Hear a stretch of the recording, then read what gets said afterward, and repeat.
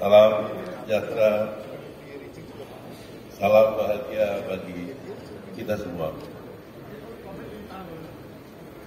Yang terhormat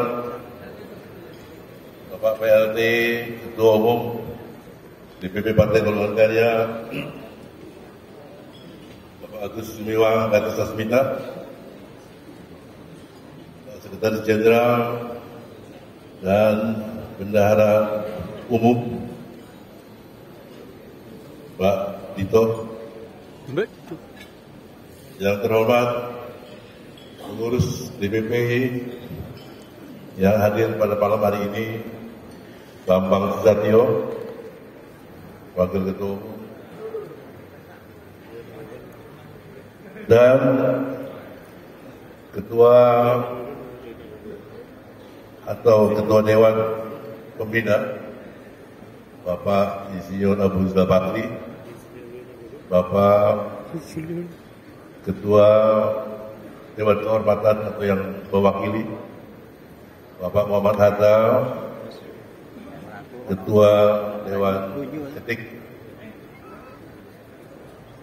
dan Ibu pimpinan sidang yang saya muliakan, segenap hadirin hadirat, secara khusus para ketua-ketua baik DPD Provinsi maupun DPD Kabupaten Kota seluruh Indonesia yang hadir sebagai peserta dan peninjau Munas yang saya hormati, saya cintai. Setelah tadi kita sama-sama mendengar yang dibacakan oleh Bapak Agus Gumiwang,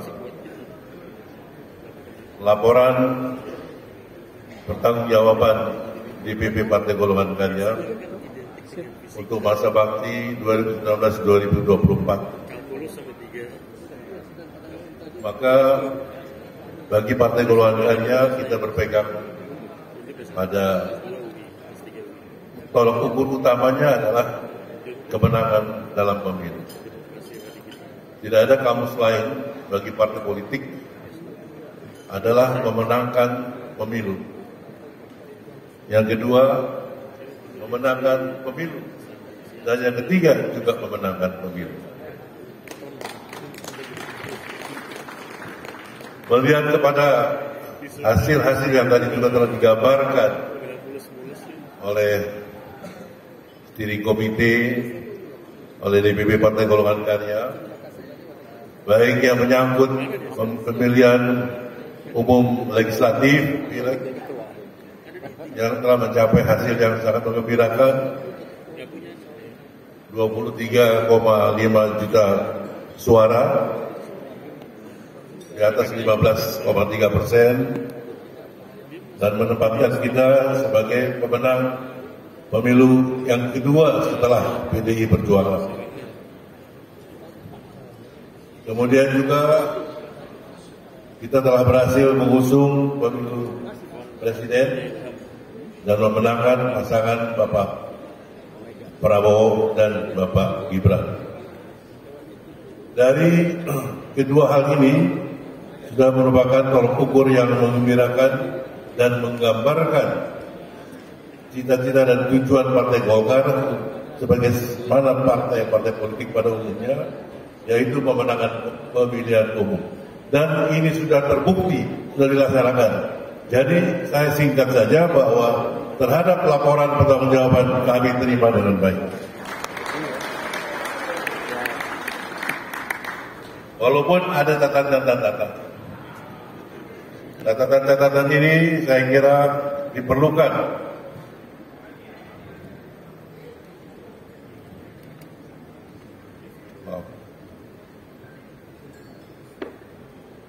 Catatan-catatan ini diperlukan mengingat kita dalam perjuangan partai politik sekarang maupun masa yang akan datang di era digitalisasi ini, tidak semata-mata dalam wujud program-program fisik di lapangan, tapi juga dalam hal peningkatan kemampuan dan kualitas sumber daya manusia. Ada program-program yang dapat memperbaiki kinerja partai di masa mendatang, khususnya dari segi dukungan administrasi. Untuk itu ada beberapa catatan yang izinkan saya akan menyampaikan secara singkat saja.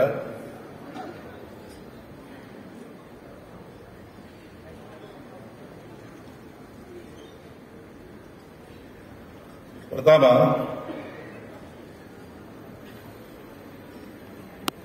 bahwa hubungan Partai Golongan Karya yang saat sekarang sering disebut-sebut sebagai partai yang terbuka, maka ikhwal kaderisasi yang telah berlangsung dari hulu ke hilir dalam satu kesatuan yang sistemik dengan membuka sekolah partai, sekolah kader dengan kecabangan pendidikan di bidang program studi. Pertama adalah bakal calon kepala daerah, ini sudah dilakukan dengan baik. Kemudian bakal calon legislatif yang juga secara berjenjang dilakukan dari tingkat pusat sampai daerah. Kemudian bakal calon profesi dan dalam bidang pendidikan kepartaian. Jadi di masa mendatang, kaderisasi di samping upaya-upaya kemenangan pemilu yang memang penting, tapi juga bidang pendidikan, kaderisasi adalah suatu hal yang tidak boleh kita abaikan. Saudara sekalian, tentu kita juga menyadari bahwa untuk dapat melaksanakan tugas-tugas tersebut diperlukan anggaran yang tidak kecil, anggaran yang cukup, dan harus berlangsung secara terus-menerus dan dapat dilangsungkan di seluruh wilayah tanah air. Artinya tidak dilakukan oleh daerah pusat saja, tingkat pusat saja, tapi juga sampai pada tingkat basis. Dengan demikian maka kaderisasi ini akan menghasilkan kader-kader kita yang siap untuk ditempatkan pada berbagai posisi di provinsi, di kabupaten, kota, sampai pada tingkat pusat. Dan untuk itu diperlukan pembiayaan yang memang tidak kecil, yang saya kira kita sudah harus mulai memikirkan bahwa pembiayaan itu tidaklah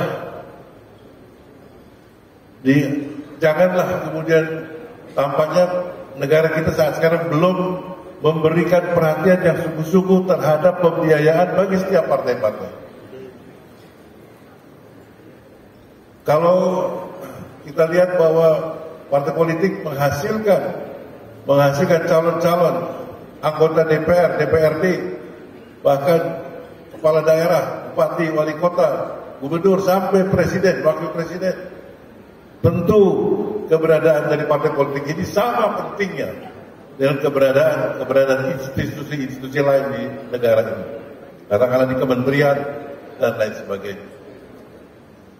Jadi saudara sekalian, alokasi yang diberikan oleh negara kepada partai politik di negara kita bila dibandingkan dengan negara-negara lain masih jauh lebih kecil.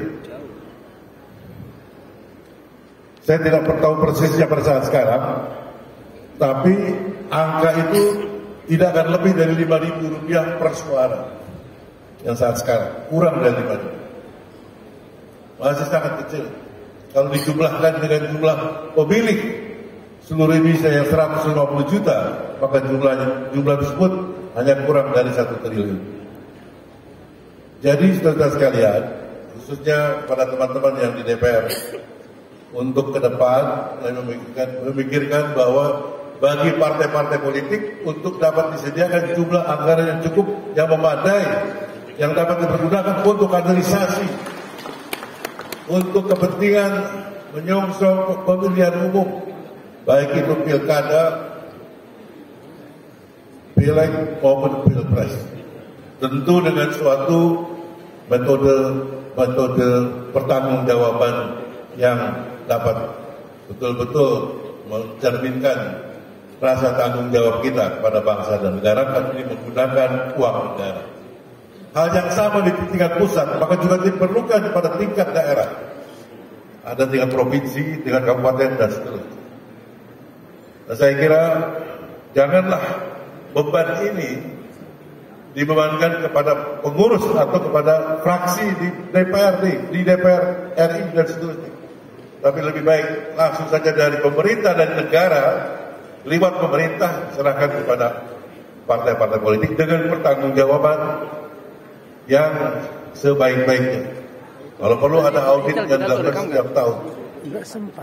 Nah, dengan demikian maka kita akan dapat menjawab tuntutan adanya kaderisasi, tuntutan untuk memperbaiki administrasi bagi partai-partai baik di pusat maupun daerah.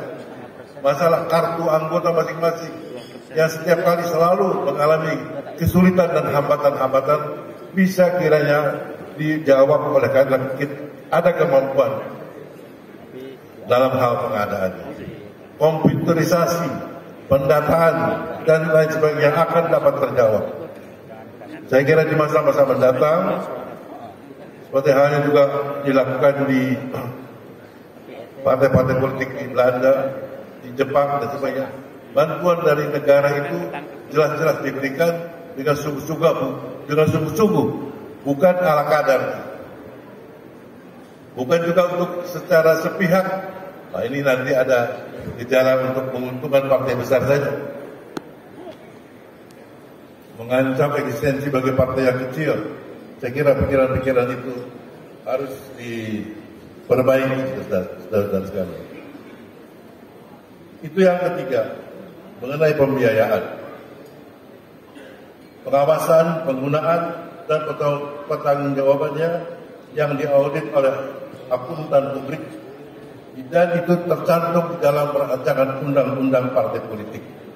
Jadi tugas tersebut bukan sekedar keinginan kita saja, tapi adalah negara memberikan tugas kepada pemerintah untuk memberikan mengalokasikan anggarannya yang jelas. Kemudian yang ketiga, pembatasan masa jabatan. Saya kira kalau kita menuntut kepada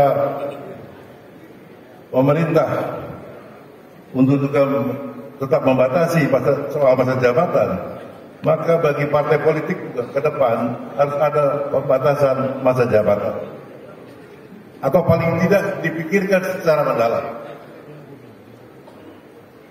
Apakah diberikan secara tertentu, katakanlah 2 periode untuk masa jabatan untuk ketua umum DPP, ketua umum DPD, DPD provinsi, kabupaten, dan seterusnya. Ini masa pembatasan ini juga diperlukan dalam rangka mendorong kaderisasi, lebih membuka kaderisasi ke depan. Di sisi yang lain, yang saya kira menjadi catatan kami pada DPP Partai Golkar adalah rangkap jabatan. Rangkap jabatan ini saya kira ada seseorang anggota yang memang hanya dapat satu tugas. Ini saya minta tambahan 2-3 menit lagi. Sudah ada? Ya? Sudah habis, Pak. Oke. Tapi saya ingin menekankan soal rangkap jabatan. Ada yang seseorang yang mendapatkan tugas sampai 2, 3, 4 jabatan. Ini saya kira perlu koreksi bagi kita sendiri, bahwa sebaiknya ada pemerataan dan mendorong juga kepada yang lain untuk memperoleh jabatan yang baik. Apakah itu di pimpinan DPR, di DPD Golkar, dan di DPR itu sudah ada aturannya kita. PO-nya sudah jelas ada, bahwa yang sudah di DPD Golkar tidak lagi boleh di DPP, atau sebaliknya. Tapi seringkali kita langgar. Nah, ini saya kira yang perlu dilakukan. Jadi, kalaupun ada masa sementara, ada seperti PLT, karena ada PLT yang dilakukan oleh Mas Agus Gumiwang, itu jelas sampai masa tugas untuk ada waktu untuk dilaksanakan Munas. Jadi jelas itu, tidak sampai bertele-tele. Saudara-saudara sekalian, sebetulnya masih beberapa hal yang perlu saya sampaikan, namun saya lihat sudah dibatasi. Saya akan serahkan saja yang tertulisnya kepada pimpinan sidang sebagai bentuk untuk mengiringi sukses yang telah dicapai oleh DPP Partai Golkar. Kita sukses. Terima kasih kepada pengurus DPP yang sekarang, khususnya kepada Ketua Umum Pak Erlangga Hartarto yang mengundurkan diri, dan kita sekarang sedang proses untuk menetapkan siapa penggantinya. Sekali lagi saya ucapkan selamat, dan mudah-mudahan melalui munas kita yang kita lakukan ini dapat menghasilkan DPP Partai Golkar di masa datang yang lebih baik lagi. Sekian, terima kasih. Wassalamualaikum warahmatullahi wabarakatuh.